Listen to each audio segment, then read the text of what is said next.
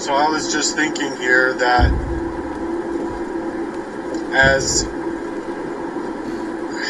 an idea, police, Heartwork police,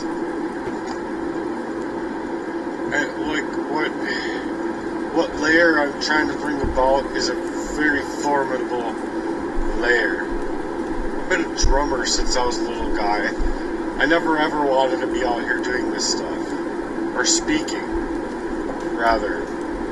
I just found out, like, I don't know what age I was. I found out, like, I really am gonna need to be able to speak, and I have a speech impediment. And so I highly started writing and speaking on my own, or like, well, no, I wasn't speaking, but I would read out loud and proofread my work so that my work would read exactly how I would say it. And that's hard to do. It's not as easy as you think it is. Or maybe it's easy for you. Either way, it has not been easy for me. And I think it's because of all of the abuse that I've endured. But, see, here's the thing about that, is that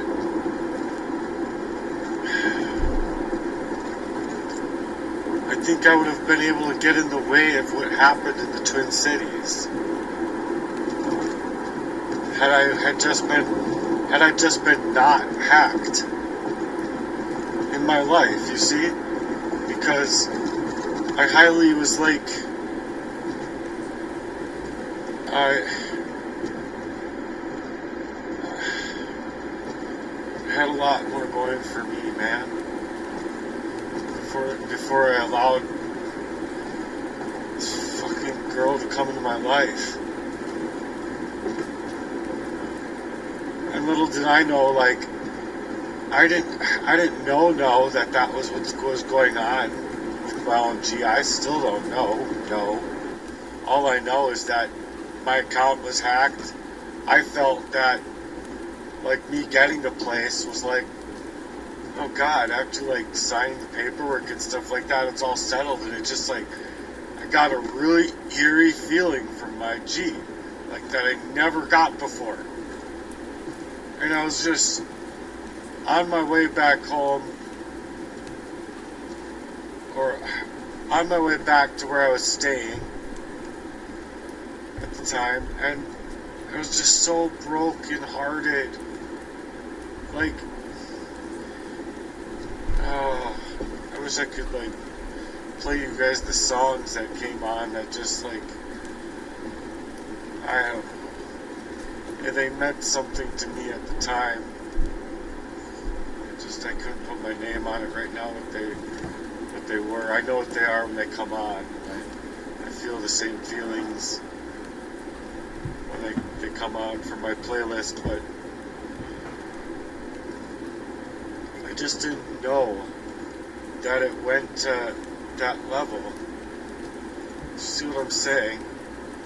And like, with it going to the level that it just did, I'm like, oh wow, the level that it went to before that, and before that. And it's just, day by day, it gets worse and worse, you see? Because you're talking about 20 years of covert, narcissistic abuse that encouraged hacking and taking over my love life, until now it's taking over my life, or trying to take over my life. I mean, trying to take my life, like my actual life, away from me. Oh, that is such a cool cloud ahead. I don't know where that cloud just came out of nowhere, but like that. I don't know, it looks so cool though. Anyway, so what I was thinking is that I would have liked to have been friends with these guys, and I had no idea who they were until after they're dead. I've seen the Autoplex many times. I've seen that place many times. I had no idea what the place was. None. I learned about that too. And I learned about the entrepreneurial background, and just wow, man. Just wild. Just wild, man. How much of a life that these boys had together, even. And the other one could betray the other one so badly so that the other one got into a tussle with him and things went sour. But so, it's not the point that I'm trying to get at here, because I'm not trying to go there. I'm just trying to say that I would have liked to have been friends with those guys. You see what I'm saying? And like, I've been working on Heartwork, and my G knows it. Oh God, my RPMs just went up to 3,200 or something, like on its own accord.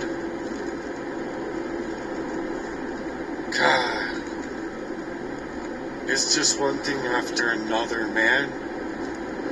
I can't have this. Oh God. Oh. No. Well, I've been trying to record my life, so no fucking detriment I'm in. It just sucks, man, because like there's no way in the world would I had ever had wanted or thought that was going to be the case, the actual case. You know what I'm saying? But it's like it was moved up so quickly into my life, like right there in my garage, like within the first few months of me being there. I'm still unpacking and shit, and you're gonna do that to me in my own garage, being that fucking close to me. Wow, you got some audacity. Wow, you got some audacity. And you know where I think that audacity comes from? It's not just affair reasons that gives a guy that kind of audacity. Do you know where I think that audacity comes from? Hacking me in entirety.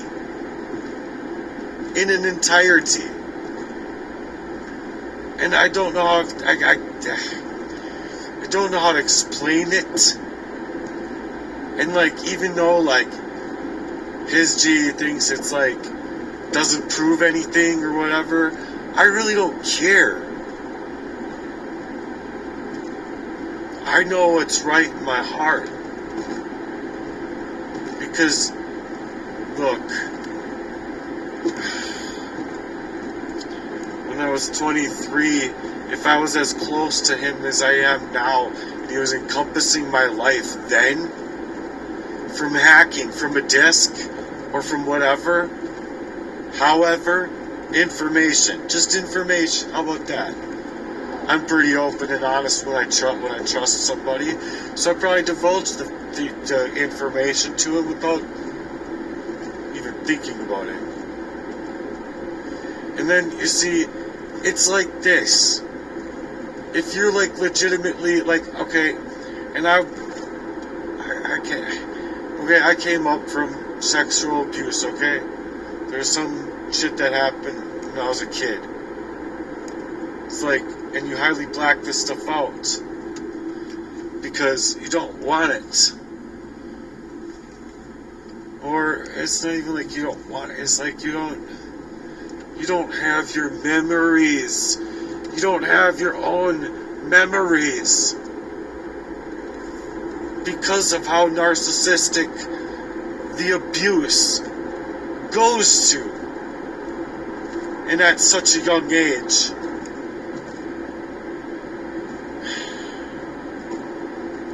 No wonder I grew up with a fucking speech impediment. Just, it's whatever, G. I simply don't care what people think. So much so as I don't think the Lord would care what people think. I mean, the Lord would care, but that's your own prerogative. But this is my life. And my life has been encompassed through hacking then, after I've already been, like, hard cornered in my heart's core, hardcore, by him. And, like, you highly don't focus, I don't highly focus on the negatives of my life when I'm trying to move about in a positive way and trying to change my grind.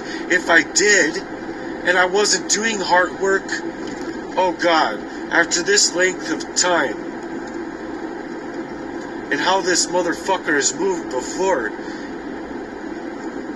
gee, that poisoning and that everything that she did for you was absolutely illegal, and to remove me, murder me, and remove me out of the way. And I felt that innumerable ways through just my placating that I was going to commit suicide, and there was not one fucking thing that neither one of you would have done about it. And you know what she did? She played like she was going to commit suicide. I fucking called 911 because I actually thought she was serious. And even if she was that split up in her mind, look, I told her during the shit, I forgive you. I just want to know the truth. And I'm not forgiving you for you. I'm forgiving you for you, but I'm forgiving you for myself. You see what I'm saying? Because I am gonna need to move on from this shit. But see, then what did she do? Because she was complicit in crimes that I think he flipped things on her in that sentiment that told her, if he has any kind of proof, he has you. So put her in that situation then. Double-minded because of one sick-ass double-minded motherfucker. You feel me? So yeah, cage up. I can tell you don't go nowheres unless you're already on the run to Argentina, Cuba. But see, okay, God, I'm getting so off base here.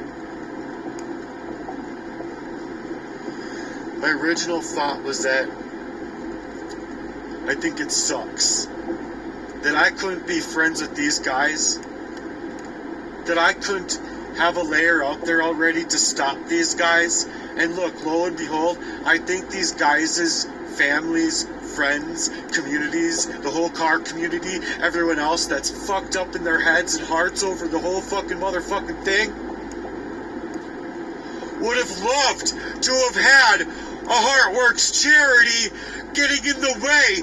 A Heartwork police stopping them. I don't even care. I will grab that gun out of his hand. I will walk in that bitch unarmed.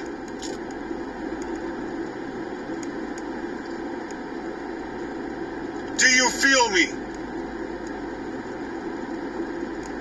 That's how much confidence I have in my heart's work. I don't think these po-pos have it in them to do this work. And no, I don't think I would get shot. And look, I don't care if I would. I would rather try to save those guys' lives, not knowing who they are. And I'm sorry, I'm getting off base again.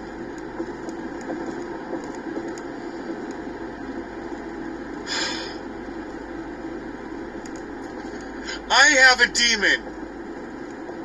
It is of anger.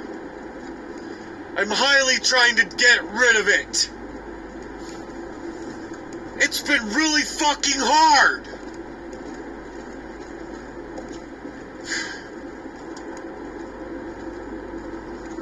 I got that motherfucker in strangles and in chains like you wouldn't believe. But still, it's not mine. It's not mine and mine own. Do you feel me? And so I think it's really, and I wanted to get to the layer of demonology in this.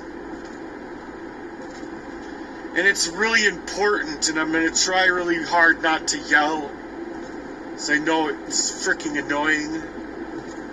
I'm annoyed. You're annoyed. I'm sorry, okay? I hope that you actually make it this far in my stupid video. It's just the fact that this demonology is the fact that these demons liked to murder. They liked to incorporate and encompass these boys in whatever fashions of lust or envy, jealousy, or deceitful, just whatever demons. But there's definitely demons present, and this is why it's in the prayer, for they know not what they do.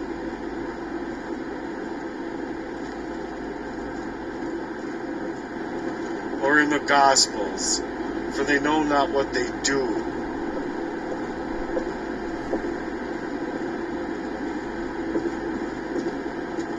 Because I think even if they know, they don't know what they're messing with. Not at all. And going in reverse on that fact, when somebody is working highly in iniquity in somebody else's life, that has encouraged this kind of prolonged, what I believe is prolonged hacking, and prolonged anyway of encompassing my private life in that way. You don't get to do that to anybody and malign me. Not in a legal fashion anyway. Not in a legal way. So you're living illegally. And I mean, without you targeting the right one. Without you obviously you've known me for a long time.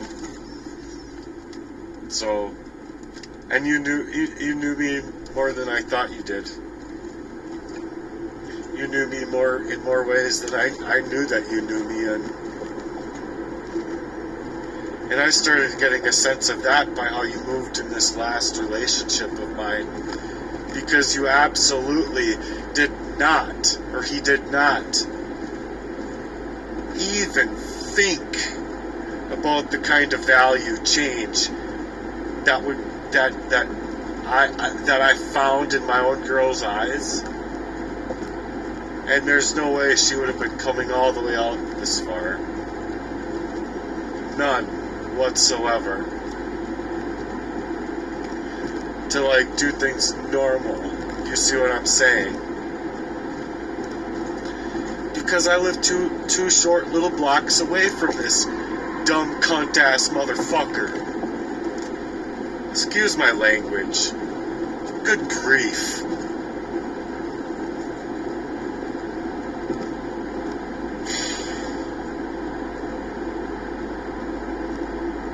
For real, excuse my language. Please, forgive me. Please. This is hard.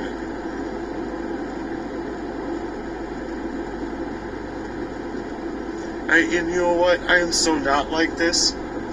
I am so not like this. I was looking forward to having... I got tons of firewood. I got lots of fun stuff to do. Legitimately, if you actually looked at my writing in that kind of sense, you'd be like, whoa, dude. Such bright stuff. It's just too bad this happened. Do you know what I mean? It really is. It's too bad this happened. My heart just hurts so fucking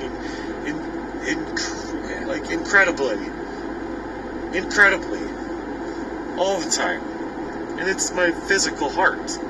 Like, it's not just my emotional heart, it's my physical heart. And it's all the way through my left side, kind of like, I'm like praying constantly. Like, people don't even know that, but I want your prayers for my heart.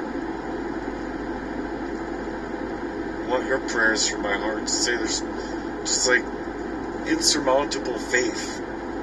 Put insurmountable faith, like the size of the universe, not a mustard seed, the size of the universe faith that God's got my heart, no matter what. Okay? Please, I'm asking you, and thank you.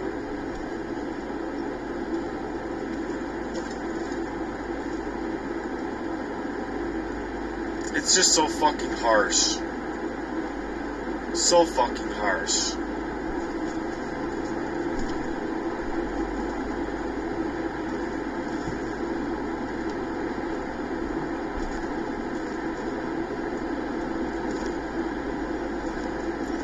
Oh.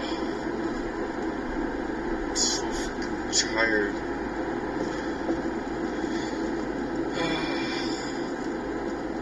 I wish I would have done anything else with my life. Anything else. Oh God. Switch my name, move me off to fucking Cuba and call me Sally. I don't even care. Anything. Anything else. Fuck this. Reality.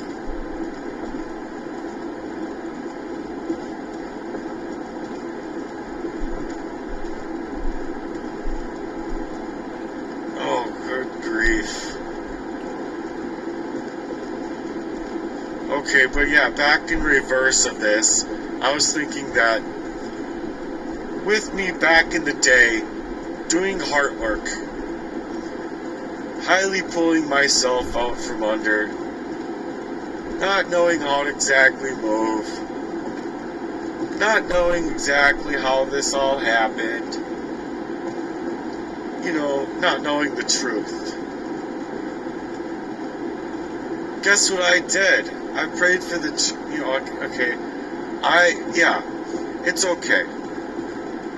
I have so much private with the Lord that I think it's okay to open up about what little stuff there is to open up about within my prayer value as far as my heart's work is concerned, because it is charitable, and if it comes to life, it's gonna knock this world's socks off. I'll tell you that much. But anyway,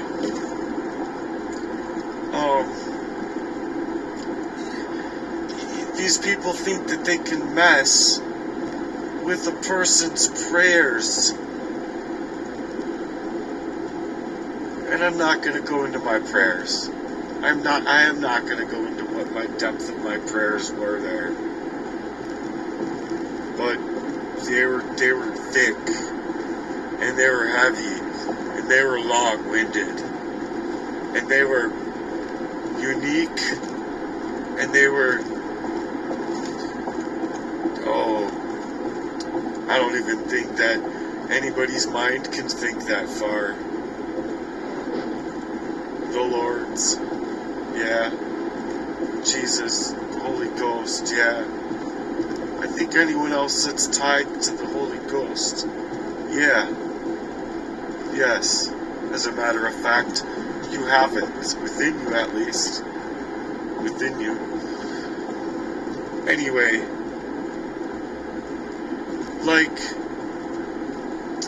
what I was just thinking in my mind is that with me moving there, he needed to, like, beforehand, to even get that check written and to get that bank to accept me, he needed to absolutely make it unshakably, irrevocably impossible for me to get into a place.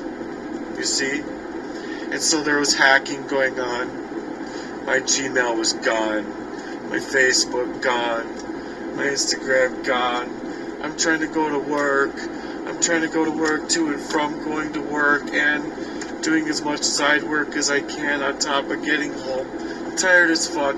To get all this paperwork settled, to get my little 3 hours of sleep, to get back to work again, be on that grind, getting up that fucking paper mill, doing everything that I gotta do, moving how I gotta move. And it's all because, look, I asked the Holy Ghost move me. I asked, Lord, come into me when I can't move anymore. I asked these things, and those are the things that I think are okay to share. It's like that song, Jesus Take the Wheel. I literally, I think, did that the other day, and my car, like, steered. It was weird, but obviously I was looking at my steering wheel on the road, and I'm like, wow, did that really just happen? And then I lost faith. I just said, with insurmountable faith the size of this universe, Lord, because that's how much faith I have in you now. That's how much faith I have in the Lord now. Because, see, here's just the thing. Here's just the thing. You hacked me in a way that would stop anybody else from getting through. Anybody else from getting through. But see, what I did was I had faith the size of a golf ball, at least, at that time, and it was bigger than that, I'm saying, but I had faith the size of a golf ball at the time, because I've finally been working on that heart's value that Jesus was speaking about within my own life, to keep myself alive, to keep myself going, through parasites and everything else that I actually did discover and actually did get to come out. And then these motherfuckers want to play God. And what I mean by that is not like, oh, hoity-toity, they're going to be like, I am God. But what I'm saying is that they, inside of their demons and the demonology that they're acquitted with within this world, that needs to be linked up in these chains that I'm trying to create a prayer value of, to rip these demons out of these kinds of people.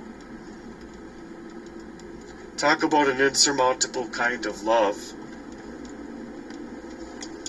But the fact of the matter is that I went to the Lord about it because I was devastated throughout a long like 20 years, to have a bed of my own and a house of my own, and I gave it to God, 100%. And you messed with God. That's who you messed with. So you think you can hack God? Do you think you can hack me? Sure. You can come up and steal up on my love life? Sure. You can murder me? Sure. But do you think you're going to get away with doing any of that with God? No, you're not.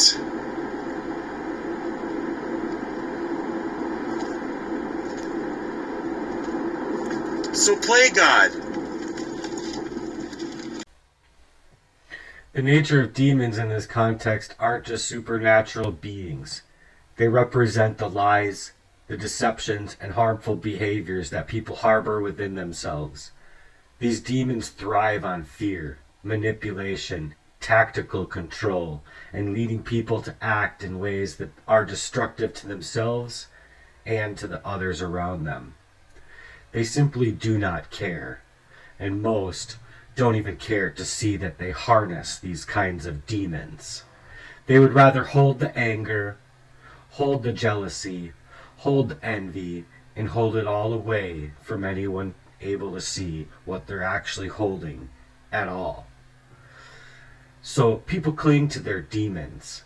They can have their demons because people prefer to hold on to their demons rather than facing any truth that requires for an immense change or an immense courage or any kind of immense anything being driven up out of them.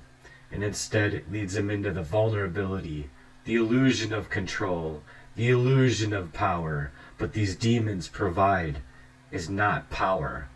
It's often just more just comfort than anything. Comforting them in their own weaknesses, comforting them in their own sins, and telling them that somehow it's going to be all okay. But the impact is insidious, and it grows. So when people allow these demons to govern their lives, they become agents of harm.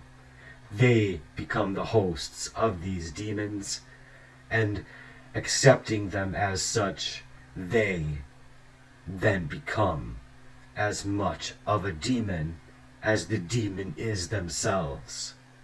They deceive others, manipulate situations, and create chaos.